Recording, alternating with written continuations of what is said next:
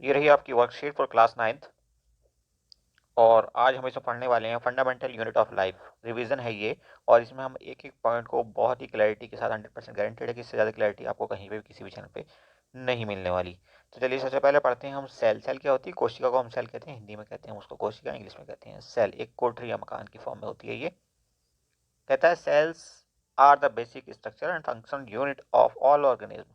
सभी ऑर्गेनिज्म मतलब लाइफ, किसी भी फॉर्म में लाइफ होती है उसको हम क्या कहते हैं? ऑर्गेनिज्म, जीवन। तो उनका इंटेग्रल पार्ट है सेल। बगैर सेल के हम लाइफ की कल्पना नहीं कर सकते, इस सेंटेंस का यही मतलब है। आगे चलते हैं। Structure of the cell. Structure of cell की बात करें तो cell consist of 3 components. 3 major component है, मेन कंपोनेंट है सेल के। पार्ट हैं कौन कौन से? एक होती है प्लाज्मा मेम्ब्रेन जो सेल की चारों तरफ होती है, सेल को शेप देती है। इसके अलावा न्यूक्लियस होता है जो उसका कंट्रोल रूम होता है। इसके अंदर से ही, न्यूक्लियस के अंदर से ही सब कुछ कंट्रोल होने वाला होता है। सेल के अंदर कितना पानी जाएगा, कितना खाना जाएगा, क्या चीज़ बाहर जाएगी, क्या अंदर जाएगी, ये सब चीज़ डिसाइड जो करता है प्राइमरीली वो हमारा सेल का न्यूक्लियस करता है। एंड तीसरी चीज़ क्या होती है? तीसरी चीज़ होती है साइटोप्लाज्म। साइटोप्लाज्म मतलब उसका अंदर का लिक्विड। साइटोमोस मीन्स सेल। साइटो कहते हैं सेल को, साइटोलॉजी सेल की लॉजी मतलब सेल विज्ञान, जिसमें हम सेल के बारे में पढ़ते हैं, वो साइंस की ब्रांच जो है वो साइटोलॉजी कहलाती है। तो आप ऐसे बहुत सारे पॉइंट नोट कर सकते हैं। अगर आप सीरियस स्टूडेंट हैं तो आपको हर एक पॉइंट पर क्लैरिटी हम यहाँ पे 100% देने वाले हैं। आगे बात करते हैं प्लाज्मा मेम्ब्रेन। प्लाज्मा मेम्ब्रेन क्या होती है? अब ये कंपोनेंट्स के बारे में हमें एक एक करके बताएगा। तो प्लाज्मा मेम्ब्रेन हमने बताया था कि सेल का जो एक्सटर्नल बाउंड्री होती है वही प्लाज्मा मेम्ब्रेन होती है। जैसे आप ये देख रहे हैं, ये एक सेल हो सकती है, ठीक है, इसके अंदर न्यूक्लियस है। तो बाहरी जो बाउंड्री है ये, इस बाउंड्री को हम क्या कहेंगे? प्लाज्मा मेम्ब्रेन या सेल मेम्ब्रेन भी कहते हैं। Clear? It is the outer most coverage of cell. Outer most coverage है ये सेल की, विच डिफाइंस इट्स बाउंड्री, जो इसकी बाउंड्री के बारे में बताता है, डिफाइन करता है उसको।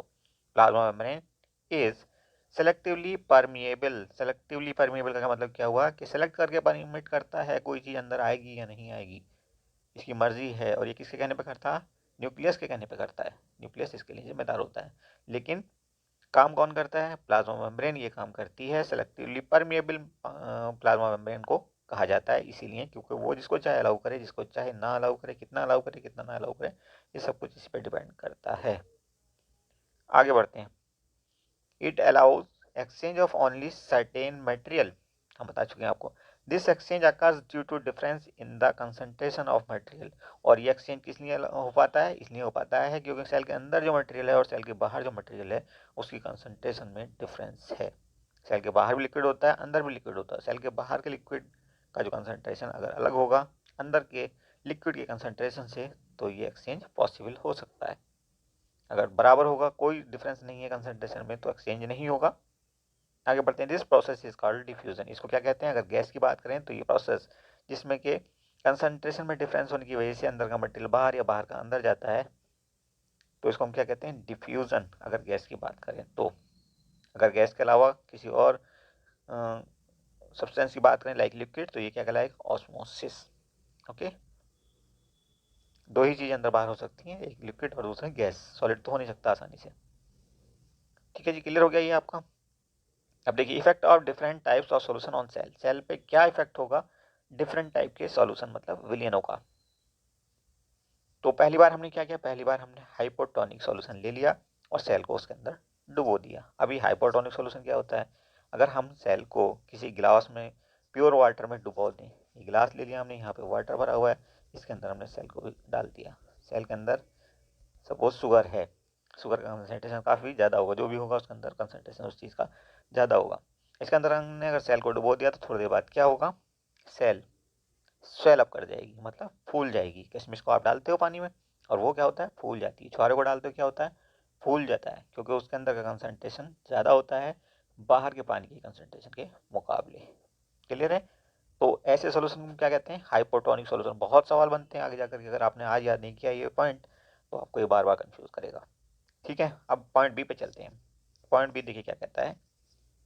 वह सराउंडिंग लिक्विड सॉल्यूशन, लिक्विड का सॉल्यूशन यही जो हमने ग्लास के अंदर लिया है, अगर ये प्योर वाटर ना लेकर के हम कुछ और ले लें जिसका कंसंट्रेशन सेल के अंदर के लिक्विड की कंसंट्रेशन से ज़्यादा हो, तब क्या होगा? अब सेल श्रिंक कर जाएगी, सिकुड़ जाएगी। क्लियर? सेल अब सिकुड़ने वाली है। तो ऐसे सॉल्यूशन को हम क्या कहते हैं? Hypertonic solution. क्लियर है? पहले में स्वेलअप करी थी, फूल गई थी किशमिश, दूसरी बार में किशमिश अगर फूली हुई है तो वो सिकुड़ जाएगी, उसके अंदर का लिक्विड भी बाहर निकल आएगा, इसका मतलब ये है। तीसरी पोजीशन क्या बनेगी? अगर आइसोटोनिक हो, मतलब अंदर का कंसंट्रेशन भी वही हो जो बाहर के लिक्विड का कंसंट्रेशन है, तब क्या होगा? कुछ भी फर्क नहीं पड़ेगा ऐसे केस में। और ऐसे सॉल्यूशन को हम क्या कहते हैं? Isotonic solution. क्लियर? अगला पॉइंट देखते हैं, सेल वॉल इसने डिफाइन किया है। अब सेल वॉल क्या होती है? हमने बात की थी सेल मेम्ब्रेन की या प्लाज्मा मेम्ब्रेन की अभी थोड़ी देर पहले। ठीक है, तो प्लाज्मा मेम्ब्रेन क्या थी? पतली सी एक झिल्ली थी जो सेल को बाउंड्री दे रही थी, इसके अंदर न्यूक्लियस था। लेकिन अब क्या हुआ है? इस सेल मेम्ब्रेन या प्लाज्मा मेम्ब्रेन के बाहर भी एक जो है मोटी लेयर टाइप की है, बाउंड्री है, उसको क्या कहा गया? Cell wall. और ये कहाँ पे होती है? सिर्फ और सिर्फ प्लांट सेल में होती है, एनिमल सेल में सेल वॉल नहीं होती। क्लियर? इस पे सवाल बहुत आते हैं, आपसे पूछा जा सकता है बोर्ड में भी। ठीक है, तो आप इसको याद रखें, हर कॉम्पिटिशन में पूछा जाएगा ये सवाल आपसे। तो सेल वॉल हमने आपको बता दी कहाँ होती है? सेल मेम्ब्रेन के बाहर होती है। किस चीज़ की बनी होती है? सेलुलोज की बनी होती है। सेलुलोज किस चीज़ का बना होता है? स्टार्च का बना होता है। और स्टार्च मोटे तौर पर किस चीज़ का बना होता है? आप कह सकते हैं कार्बोहाइड्रेट की एक फॉर्म होती है स्टार्च। ठीक है, तो कार्बोहाइड्रेट से स्टार्च बनता है, और स्टार्च से क्या बना? सेलुलोज। स्टार्च की एक फॉर्म क्या होगी? सेलुलोज। Okay, cellulose. तो क्लियर हो गया सेलुलोज क्या होता है, स्टार्च क्या होती है। ओके, और सिर्फ इसमें होती है सेल वॉल होती है, सिर्फ और सिर्फ प्लांट सेल्स में। आगे देखिए कुछ और कहता है important, a complex starch for giving structural strength to the plant cell. कैसी है ये?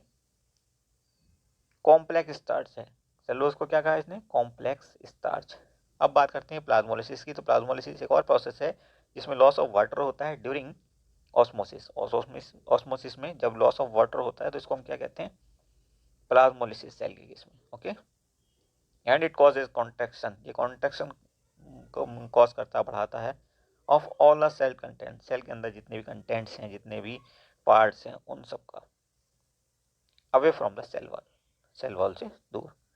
Plant cell can withstand much greater changes, ज़्यादा ग्रेटर चेंज के साथ स्टैंड कर सकती है इन सराउंडिंग मीडियम में than animal cell, animal cell के मुकाबले, due to their cell wall की वजह से ही सिर्फ ऐसा कर सकती है प्लांट सेल। ओके, अब चलते हैं हम क्वेश्चन आंसर की तरफ। देखिए यहाँ पे कुछ इंस्ट्रक्शन दी हुई है। Answer the following questions in question 1, 2 and 3। Question number 1, 2 और 3 में क्या हो रहा है? टू स्टेटमेंट्स आर गिवन, दो स्टेटमेंट दिए गए हैं। वन लेबल्ड एसर्शन ए। पहले को क्या गया हमने क्या कहा है? एसर्शन ए, एसर्शन या ए कहा गया, और दूसरे को हमने क्या कहा है? Labelled reason R, labelled reason कहा है या आर कहा है, capital R. Select the correct answer to these questions. इन क्वेश्चंस को आंसर करने के लिए करेक्ट आंसर को चूज करिए from the code A B C D as given below, जैसे कि नीचे दिए गए हैं। अगर ए और आर दोनों सही हैं, देखिए पहला कहता है ए लगाएंगे हम अगर ए और आर दोनों सही हैं, अगर साथ ही साथ आर करेक्ट एक्सप्लेनेशन है किसका? ए का, एसर्शन का। ओके, अदरवाइज हम बी लगा सकते हैं अगर दोनों ट्रू तो हैं बट आर करेक्ट एक्सप्लेनेशन नहीं है ए का। ठीक है, हम सी भी लगा सकते हैं, क्यों? अगर ए सही हो बी गलत हो, और हम डी भी लगा सकते हैं अगर ए गलत हो बी सही हो, ए सही गलत हो और आर सही हो। क्लियर? अब हम आंसर करेंगे क्वेश्चन नंबर 1 को। देखिए क्या कहता है सेशन ए इसमें, इस cell wall cells up in hypotonic solution. तो हमने देखा था कि हाइपोटोनिक सॉल्यूशन में सेल जो थी वो स्वेल अप कर रही थी, तो ये बिल्कुल सही है, तो ये तो हमारा सही है। अब क्या कहता है? R hypotonic solutions are dilute than the liquid inside cell.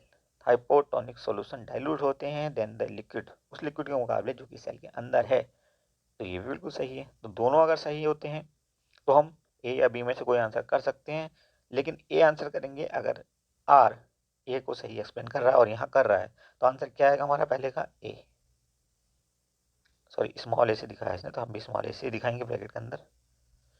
हमारा पहले का आंसर क्या है? ए। ओके, अब देखिए क्वेश्चन नंबर 2, आप इसी ढंग से देखेंगे, एसर्शन चेक करिए इसका और रीजन चेक करिए। एसर्शन कहता है क्वेश्चन नंबर 2 में, plant cell can withstand with much greater changes in surroundings medium than animal cell. तो ये बिल्कुल सही है, ओके है, ओके। अब रीजन देखिए, plant cell have cell wall, yes, तो ये दोनों सही हैं। और आर जो है ए को एक्सप्लेन भी कर रहा है, इसका मतलब फिर से हमारा आंसर क्या आएगा, ए।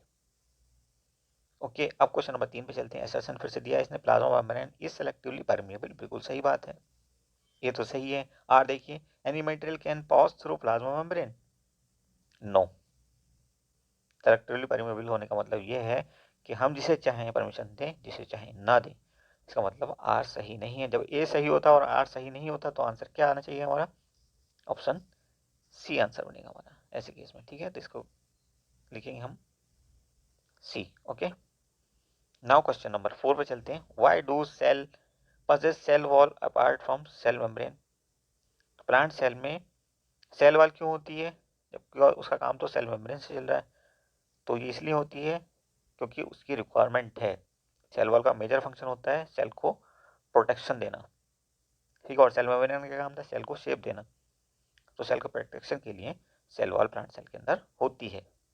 नेक्स्ट देखिए क्वेश्चन नंबर 5, सम ड्राइड रेजिन्स, कुछ ड्राइड रेजिन्स हैं, वर केप्ट इन वाटर, वाटर में रख दिए गए हैं, and later in a highly concentrated sugar, और बाद में बहुत ही ज़्यादा कंसनट्रेटेड शुगर में रखा गया है, ठीक है।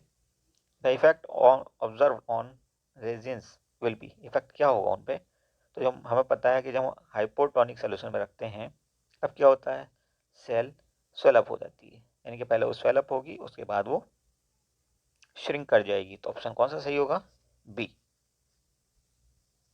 Give reason in support of your answer, तो आपको पता है क्यों हुआ था ऐसा,